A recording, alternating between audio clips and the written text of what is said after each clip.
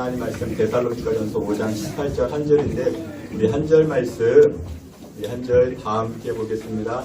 범사에 감사하라. 이것이 그리스도 예수 안에서 너희를 향하신 하나님의 뜻이구나. 아멘. 이 시간에 우리 임마누엘 찬양을 통해서 하나님께 영광 돌리겠습니다.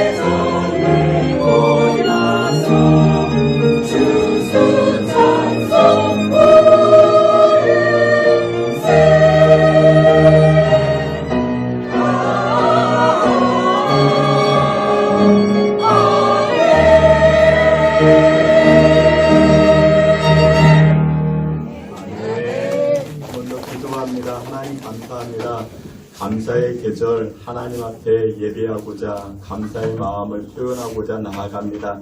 이 시간 우리에게 은혜를 부어주시고 오직 모든 것 하나님 영광 받아 주시옵소서. 예수님의 이름으로 기도하옵나이다. 아멘. 오늘 이렇게 귀한 자리, 축복된 자리 이렇게 방문해 주신 여러분들 모두에게 주님의 이름으로 환영, 주님의 이름으로 사랑을 전합니다. 보통 한국 교회에서는 11월을 감사의 계절이라 그렇게 이야기를 하곤 합니다. 이유가 무엇이냐? 11월 달에 그 유명한 추수 감사절이 있어서 그런 것 같습니다. 근데 오늘 이곳에 찾아오신 여러분들은 지난 1년간 살아오시면서 얼마나 감사하셨고 또 무엇으로 감사하셨습니까? 우리가 일반적으로 감사하는 내용들을 보게 되면은 상황 중심의 감사가 아닌가 생각합니다.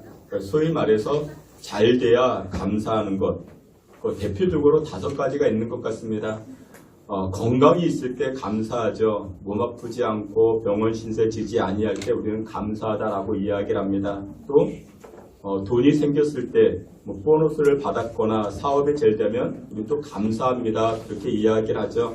또 가족이 잘 되면 또 우리가 그런 이야기합니다. 자녀가 합격을 했다든지 남편이 승진을 했다든지 집안에 좋은 일이 생겼다든지 그러면 또 우리는 감사하곤 하죠. 또 우리가 칭찬받으면 좋은 사람 만나서 또 사람들이 나를 칭찬해주고 격려하면 또 우리는 감사하곤 합니다. 또 순조로워지면 내가 하고 있는 일들이 잘 풀려지게 되면은 계획되는 일들이 잘 되게 되면은 우리는 또 감사하다라고 이야기하죠. 근데 여러분들 이와 같은 감사들을 분석해 보면 대부분이 조건적인 감사 아니겠습니까?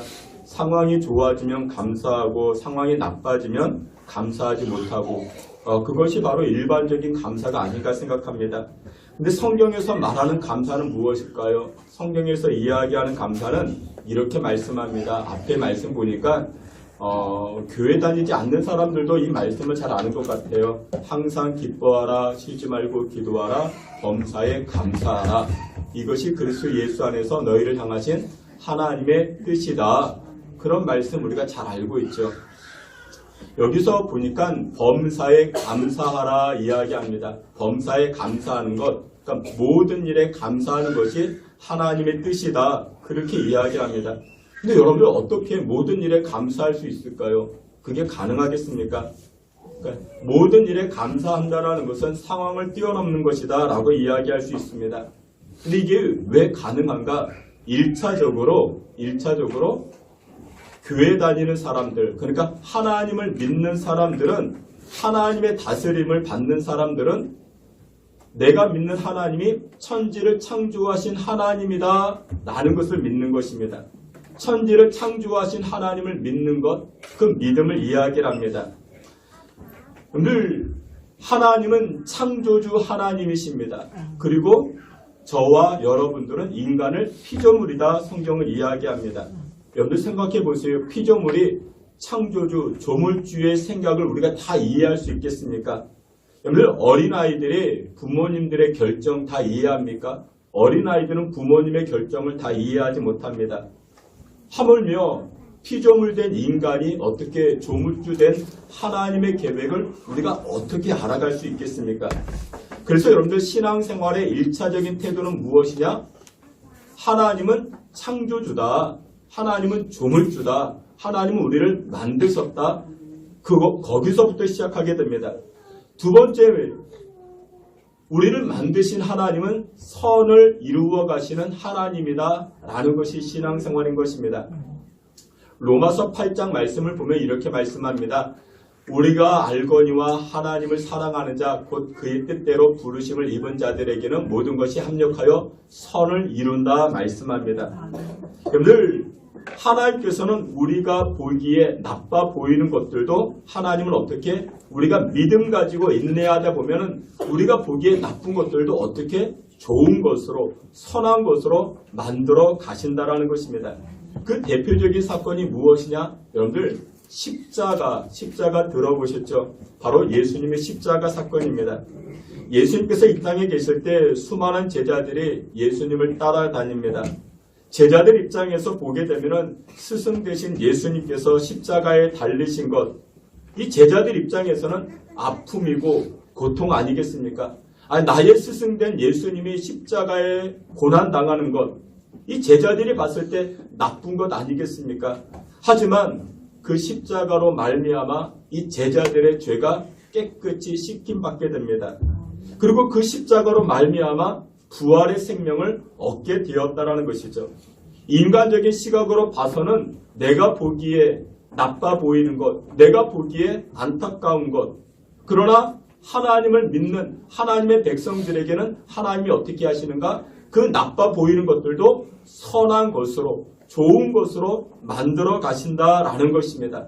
그래서 예수를 믿는 우리 예수 믿는 사람들은 어떤 상황이든지 나쁜 일이 있든지 내가 보기에 안타까운 일이 생겼다 할지라도 우리는 무엇한다? 감사할 수가 있다라는 것입니다. 그러면 구체적으로 그 저의 입장에서 보게 되면은 여러분들 이렇게 보통 우리가 이제 교회 안에서 이런 그 생명 이웃 초청을 하게 되면은 강사분을 소개합니다. 이제 강사님을 청빙해 가지고 이렇게 메시지도 듣고 하는데 제가 몇 년 동안 그렇게 해봤더니 어떤 분들이 목사님이 강사로 섰으면 좋겠다. 그래서 이번에는 제가 그 강사가 된 겁니다. 그래서 이제 저는 그러면 신앙생활하면서 무엇 때문에 감사하는가?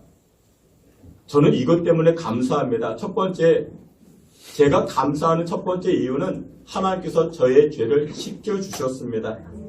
여러분들 길 가는 사람을 붙잡아 놓고 물어봅니다. 선생님은 천국 가고 싶으십니까? 지옥 가고 싶으십니까? 누군가 여러분들에게 물어봅니다. 그러면 여러분들 어디 간다 이야기하시겠습니까? 지옥 가시겠습니까? 천국 가시겠습니까? 그렇죠. 천국 가야 됩니다. 근데 여러분들 사람들이 그토록 염원하는 그 천국 어떻게 갈 수 있을까요? 천국 어떻게 갈 수 있겠는가? 대부분의 사람들은 그렇게 말합니다. 착한 일 하면 가죠. 공덕을 쌓으면 가죠. 돈을 주고 면죄부를 사면 천국 갈 수 있는 것이죠. 일반 사람들 그렇게 생각합니다. 그런데 여러분들 한번 생각해 보세요. 착한 일의 기준이 어디 있을까요? 착한 일의 기준. 착한 일의 기준은 나라마다 다르고 문화마다 다릅니다. 사회마다 다릅니다. 나는 착한 일을 한다고 했는데 상대방이 느끼기에 불쾌한 일이 될 수가 있겠죠. 아프리카 어느 부족은요, 사람을 잡아먹는 부족이 있답니다. 그들이 봤을 때 사람을 하나 잡아왔다. 그러면 그 사람들 입장에서는 칭찬받을 일입니다. 근데 우리 입장에서는 어떻다고요? 여러분, 그 칭찬할 수 없는 일이죠. 그 일은 악한 일이죠.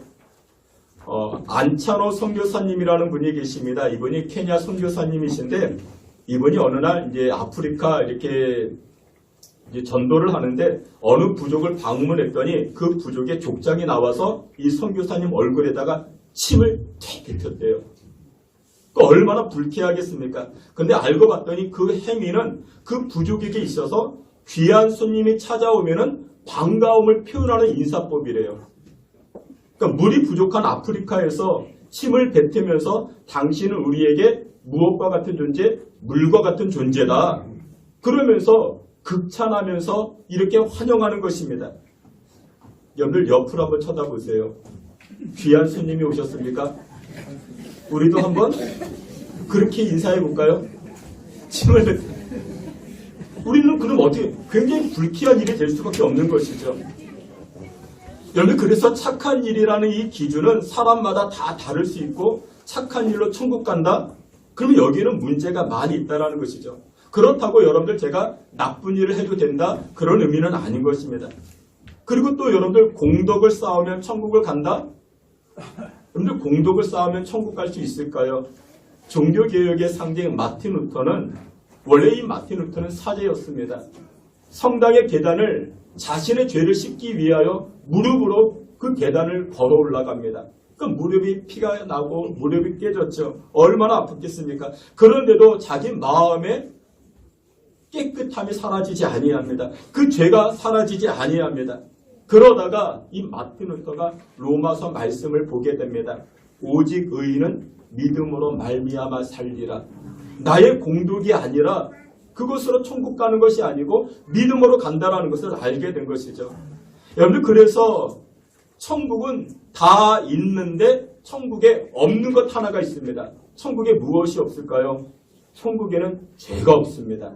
그래서 천국을 가기 위해서는 내 안에 있는 죄를 해결하고 가야 되는 것입니다. 근데 이 땅에 이 사람들 중에 죄 없는 사람이 어디 있을까요? 그래도 목사님은 죄가 없겠지. 천만에요. 저도 죄가 왜 없겠습니까? 여러분들이나 저나 똑같은 죄가 있습니다. 그래서 하나님께서는 우리의 죄를 해결하기 위해서 예수님을 십자가에 내어주신 것입니다.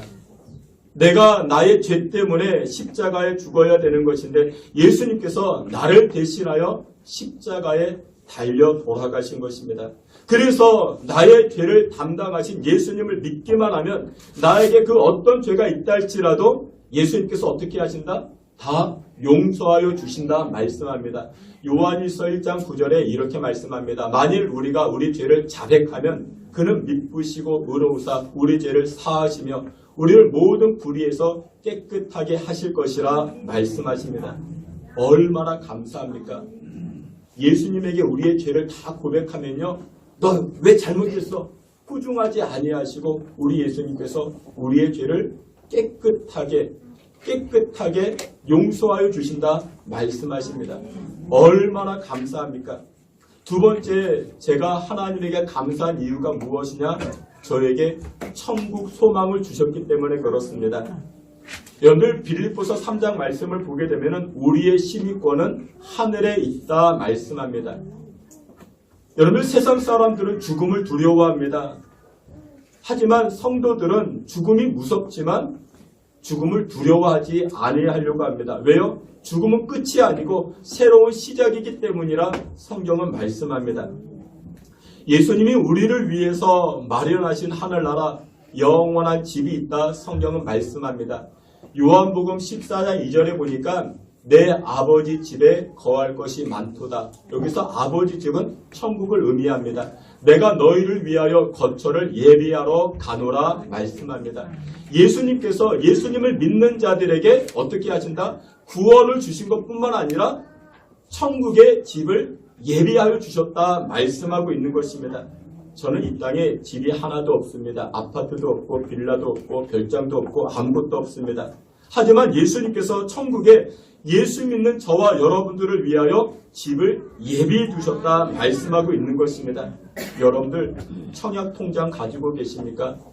청약통장이라는 것이 있다 합니다. 이 청약통장을 잘 사용하면 집을 살 수가 있는 것입니다. 많은 혜택이 있다 합니다. 저에게도 청약통장이 있습니다. 20년이 넘었는데 한 번도 쓰지 않았습니다. 언젠가 한번 쓸 수 있겠죠. 생애 최초 주택 구입할 때 많은 혜택이 있다고 합니다. 근데 여러분들 청약통장 말고 천국통장이 있습니다. 청약통장이 있습니다.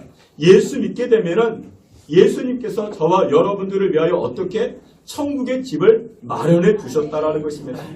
이 땅에 집이 없어도 그래도 괜찮습니다. 예수님이요.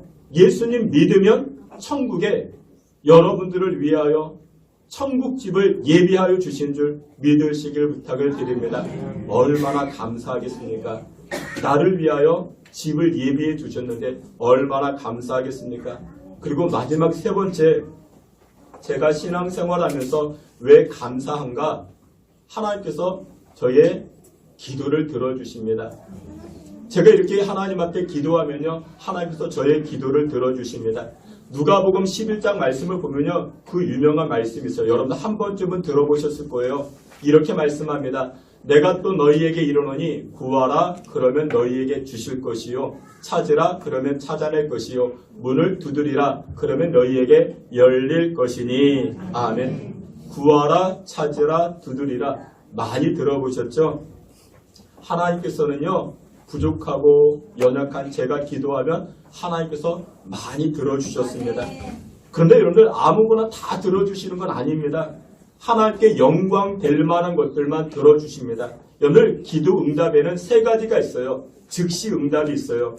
어린아이가요, 아빠 나 떡볶이 먹고 싶어. 그러면 아빠가 어떻게 합니까? 떡볶이 사다 주죠. 아빠 나 꽈배기 먹고 싶어. 그러면 꽈배기 사다 주죠. 그것이 즉시 응답입니다. 그리고 무슨 응답이 있는가? 지연 응답이라는 것이 있습니다. 초등학생 아이가 아빠 나 운전하고 싶어. 그러면 아빠가 곧장 들어줍니까? 아니죠. 어떻게 합니까? 20년 지연시킵니다. 성년이 되고 나서 운전면허증 따고 나면은 운전시킬 수 있도록 차도 주는 것이죠. 그것이 바로 지연 응답입니다. 그리고 세 번째 무슨 응답이 있는가? 다른 응답이 있습니다. 나중에 하나님께서 더 좋은 것을 주십니다. 지금은 내가 이게 좋아 보여서 구하고 있지만 하나님께서 더 좋은 것을 주신다는 것이죠. 저는요 중학교 2학년 때부터 신앙생활하게 되었습니다. 동네 옆집 형이 무서웠는데 그 형이 교회 가재요. 안 가면 때릴 것 같아요. 그래서 억지로 끌려갔습니다. 근데 교회 간 것이 참 좋았습니다. 교회 가니까 왜 좋았는가? 노래를 마음껏 하니까 좋았습니다. 저는 음악을 좋아합니다. 그런데 아무 음악이나 좋아하는 게 아닙니다. 제가 태어나서 딱 한 번 나이트클럽이라는 데를 가봤습니다. 그때 기억으로는 고등학교 졸업식이었던 것 같아요. 고등학교 졸업하고 친구들하고 청량리에 있었던 어떤 무슨 나이트클럽을 갔습니다. 딱 한 번 갔습니다. 근데 들어가자마자 10분 만에 나와서 얼마나 시끄러운지 얼마나 귀가 아픈지 제 친구들 모두가 다 나왔습니다. 근데 다 예수 믿는 친구들이었어요. 호기심에 갔죠. 저는 시끄러운 음악을 싫어합니다. 근데 교회 음악은 참 잔잔하고 좋았습니다. 그런 표현하죠. 심금을 울린다. 찬양을 들으면 마음이 평안해졌습니다. 그러다가 교회 다니다가 무엇을 알게 되었는가? 기도라는 것을 알게 되었습니다. 구하라, 찾으라, 두드리라 성경에 말씀하잖아요. 또한 고등학교 때 저를 가르치셨던 전도사님이 성경 공부를 저에게 잘 시켜주었습니다. 제가 지금 암송하고 있는 성경 구절 대부분이 그때 외웠던 말씀들입니다. 근데 그 전도사님께서 저에게 그런 말씀을 하시는 거예요. 우리 학생들에게 야 아무개야 그때 우리가 고등학생인데 야 너희들 배우자를 위해서 기도해야 된다. 배우자를 위해서 기도해야 된다. 그 전도사님이 그렇게 말씀했는데 귀로는 들었지만 마음으로 새겨듣지 않았습니다. 아니 내가 지금 고등학생인데 대학도 가야 되는데 취업도 해야 되는데 그게 더 앞서는데 무슨 배우자를 위해서 기도해야 되겠는가? 그러다가 겨울방학을 맞이해서 제 친구와 장사를 시작했습니다. 서로 20만 원씩 내가지고 자본금 40만 원 가지고 붕어빵 장사를 시작했습니다. 그때 당시 1,000원 내면 8마리 줬습니다. 그때는 시세가 그랬습니다. 반죽도 저희들이 직접 만들고 팥도 저희들이 직접 만들어서 그렇게 장사를 시작했습니다. 근데 그때 전도사님이 그런 말씀하십니다. 야 아무개야 너희들 붕어빵 장사 놓고 기도했냐? 장사 잘 되게 해달라고 기도했냐?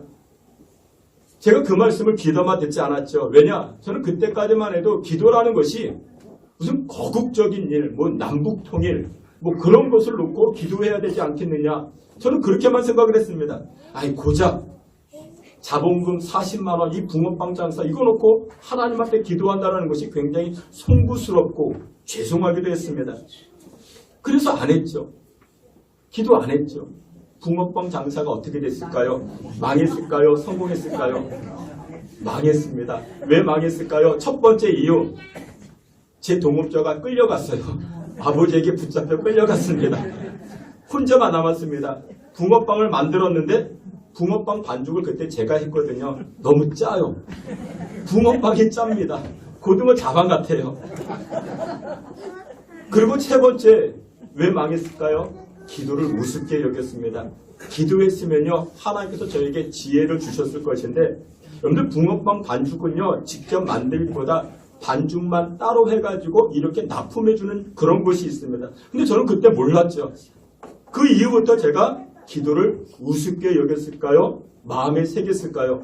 마음에 새기기 시작했습니다.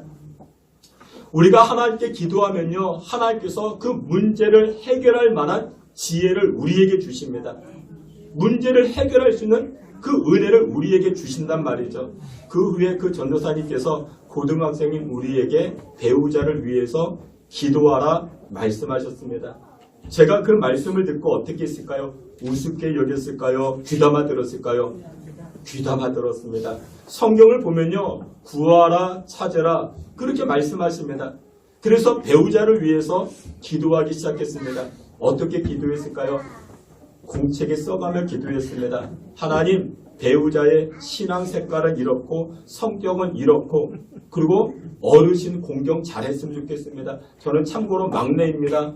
위에 형이 있습니다. 부모님을 부양할 의무는 없습니다. 그래도 부모님 공경 잘하면 좋잖아요. 그리고 또 하나님 앞에 이렇게 기도했습니다. 성경 놓고 기도하는데 하나님, 저는 곰이랑은 살아도 여우랑은 못 삽니다. 뭐 그렇게 기도했습니다. 외모를 놓고도 기도했죠. 하나님 키가 한 160에서 한 163 사이가 됐으면 좋겠습니다. 헤어스타일은 또 이렇고 저렇고. 구체적으로 여러분들 구체적으로 기도하면 됩니다. 하나님께서 10년 후에 아내를 주셨어요. 아내를 주셨습니다. 밖에 막 왔다 갔다 하시는 분이 계세요. 까만 옷 입고. 그분이 저의 와이프입니다. 정말 제 기도대로 하나님께서 그렇게 성격도 그렇고, 근데 제가 하나 빼놓은 게 있었어요. 무엇을 빼놨냐? 그때 몰랐거든요. 피부를 놓고 기도했어야 되는데 계곡 같은 피부를 달라 기도. 그래도 아름답습니다. 그래도 아름답지만 결혼해서 아이를 낳았습니다. 남자아이가 태어났어요. 아이가 태어나고 나서 하나님 그런 마음 주셨습니다. 이왕 남자이니까 키가 컸으면 좋겠다. 키 크다고 다 좋은 것은 아니겠지만 그래도 이왕이면 남자아이니까 키 크면 좋지 않겠는가? 그런 마음이 들었습니다. 아니 명색이 목사님인데 무슨 신앙을 놓고 믿음을 놓고 기도해야지. 뭐 키를 물론 그것도 놓고 기도했습니다. 그래서 갓난아이가 태어나가지고 매일 아침 저녁으로 다리 잡아당기면서 기도했습니다. 어떻게 해요? 키 크게 해달라고. 구체적으로 기도해야 된다 그랬죠. 키가 185 되게 해달라고. 그렇게 기도했습니다. 하나님께서 주신 아들 롱다리 되게 해달라고. 그렇게 기도했습니다. 이놈의 키가 185 되게 해달라고. 2년 지나서 또 한 놈이 태어났습니다. 두 놈이 됐습니다. 이제는 두 놈의 다리 붙잡고 이제 또 그렇게 기도합니다. 하나님 두 아들 185 되게 해달라고, 다리 붙잡고 롱다리 되게 해달라고 그렇게 기도했습니다. 그런데 장난 같은 제 기도를 하나님 들어주셨습니다. 하나님 들어주셔가지고 지금 이 두 놈 다 지금 나란 일 하고 있습니다. 나라 지키고 있어요. 제가 나라 지킨다고 이제 그렇게 이야기하지 않고 나란 일 한다고 그렇게 표현하기로 했습니다. 나란 일 근사하잖아요. 나라 지키는 것도 나란 일인데 지금 군대가 있습니다. 둘 다 군대가 있습니다. 제가 사진을 찾다가 이것밖에 없더라고요. 최근에 찍은 사진이 하나님께서 두 놈 다 똑같이 185로 만들어 주셨습니다.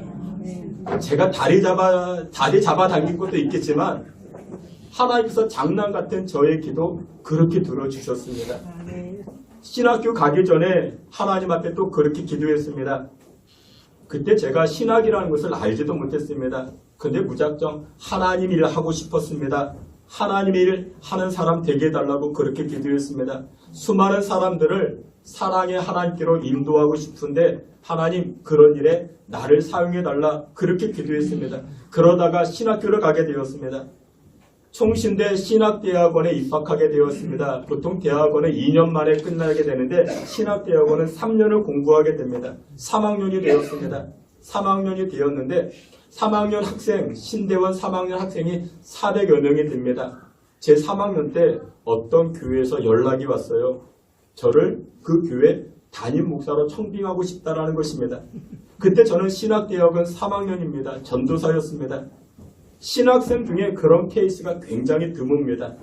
그 교회 담임 목사님이 인천으로 인지를 옮기면서 담임 목사님 그 자리가 공석이 되어졌는데 저를 청빙하고 싶다라는 것입니다. 그래서 제가 그 교회에다가 말씀을 드렸죠. 장로님 감사하지만 저를 청빙해 주셔서 감사하지만 저는 아직 전도사입니다. 제 주변에 좋은 목사님들 많이 계시니까 제가 좋은 목사님들 소개시켜 드리겠습니다. 그랬더니 그 교회에서 제가 봤으면 좋겠다라는 것입니다.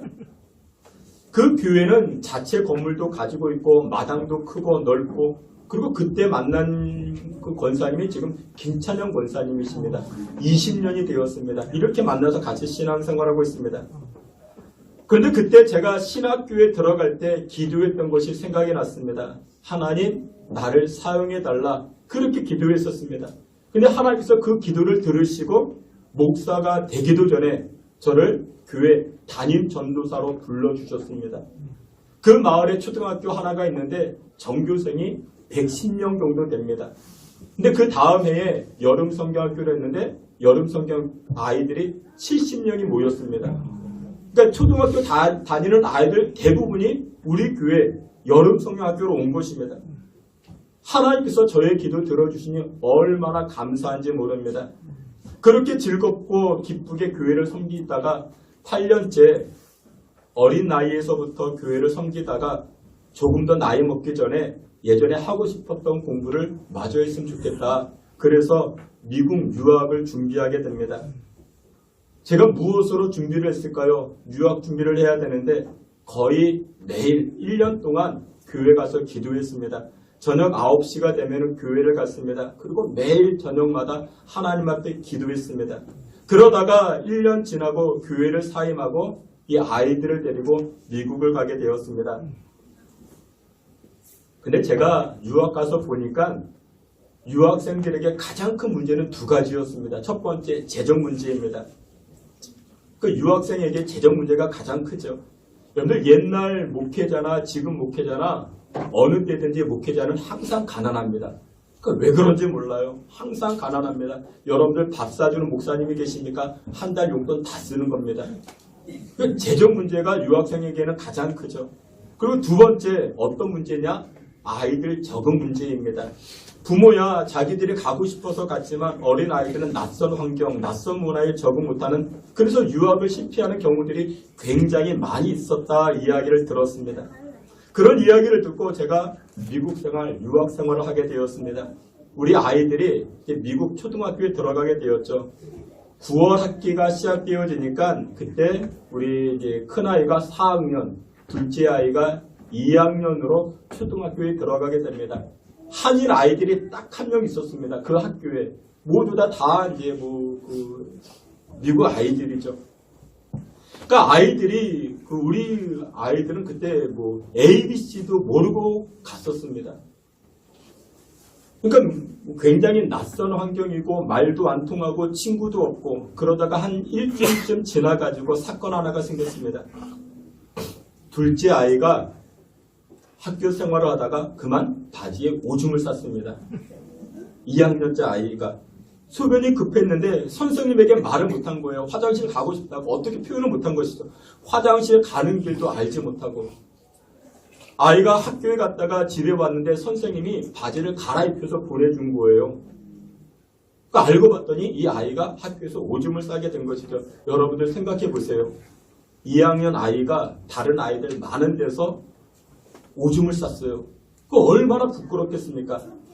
근데 다음날 아침에 일어나가지고 이 둘째 아이가 엄마에게 이렇게 엄마 어제 선생님 입혀준 바지 빨리 줘. 그거 갖다 드려야 돼.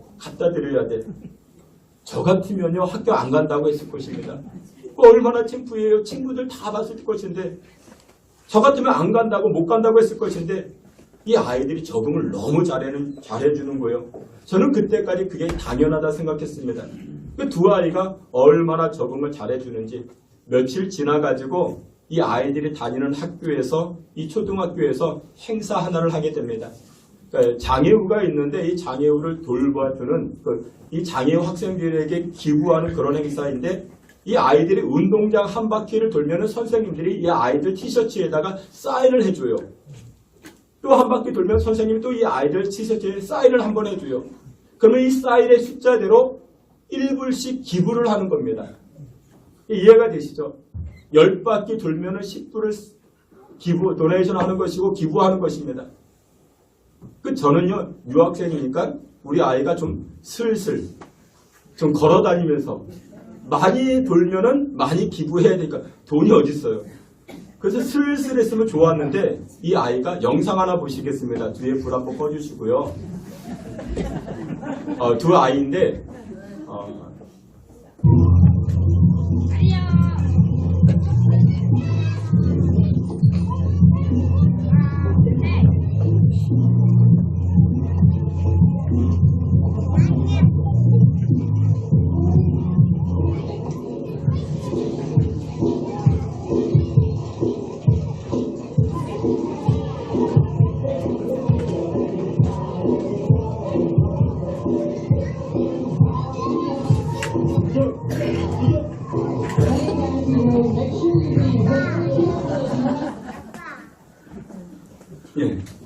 얼마나 빨리 뛰는지 몰라요. 남들보다 배는 뛰어요. 그러면 아빠 돈에서 기부할 돈이 더 많이 나가는데 우리 아이들이 생각보다도 적응을 너무 잘해줬습니다. 그런데 그 적응이 이 아이들이 성격이 좋아서 그런 게 아닙니다. 제가 잘 가르쳐서도 아닙니다. 제가 무엇 준비했다고요? 하나님 앞에 유학 준비하면서 기도했다고요. 하나님께서 그 기도를 들어주신 것입니다. 성경은 이렇게 말씀합니다. 요한복음 14장 13절에 보니 너희가 내 이름으로 무엇을 구하든지 내가 행하리니 이는 아버지로 하여금 아들로 말미암아 영광을 받으시게 하려 함이라. 아멘. 목사님이 기도하니까 하나님 들어주시죠? 아니요. 여러분들이 기도해도요 하나님 들어주십니다. 아니 그러면 목사님 아이들 하버드 대학 가게 해달라고 기도하시죠? 기도했죠. 기도했습니다. 지금도 하고 있습니다. 근데 하나님이 아직 초성만 들어주셨어요. 큰아이는 한동대 다니고 둘째 아이는 이제 한양대 편입 준비하고 초성만 지금, 근데 그것도 들어주실 것 같아요. 근데 저의 기도만 들어주시는 게 아니라고요. 하나님이요 여러분들의 기도도 들어주십니다. 하나님의 영광을 위하여 구하는 것이 하나님 간구할 때 하나님 그것을 들어주신다 말씀하고 있습니다. 여러분 세상에 사는 사람들 오늘 이 초대에 받아 나오신 여러분들 살아가는 방법들이 다 다르죠. 근데 성경에선 가장 잘 사는 것이 무엇이라 말씀하는가? 하나님의 뜻대로 사는 것이 가장 잘 사는 것이라 말씀하고 있습니다. 하나님의 뜻대로 사는 것이 무엇이라고요? 범사에 감사하자. 모든 일에 감사하자. 감사하며 사는 것이 하나님의 뜻이다. 성경은 말씀하고 있습니다. 오늘 친구들 등살에 못 이겨가지고 교회 나오신 분들 계실 것입니다. 누구 등살에 못 이겨서 교회 나오신 분들 계실 것입니다. 그런데 여러분들 이게 감사한 일인 것입니다. 여러분들이 나의 기도를 들어주시고 나를 사랑해 주시는 그 하나님을 가까이 하면요 이 추수감사절뿐만 아니라 우리 인생 가운데 감사한 일들이 더욱더 많아질 수가 있는 것입니다. 여러분들 이번 주만 말고 다음 주에도 그 다음에도 이렇게 기도하고 예배하는 자리에 나오셔가지고 감사한 일들이 여러분들 삶 가운데 풍성해지시기를 주님의 이름으로 축원합니다. 아멘. 하나님 감사합니다. 감사의 계절 우리 마음에 우리 인생에 더욱더 풍성한 감사의 제목들이 넘치게 하여 주시고 이 감사로 말미암아 우리 이 땅 살아가면서 기쁨의 인생 되어질 수 있게 하나님 복나려 주시옵소서. 오늘 처음 교회 나오신 분들 한 번이 두 번 되게 하시고 두 번이 세 번 되게 하시고 그로 인하여서 우리 가정의 감사 우리 인생의 감사의 제목들이 넘치게 하여 주시옵소서. 예수님의 이름으로 기도하옵나이다. 아멘.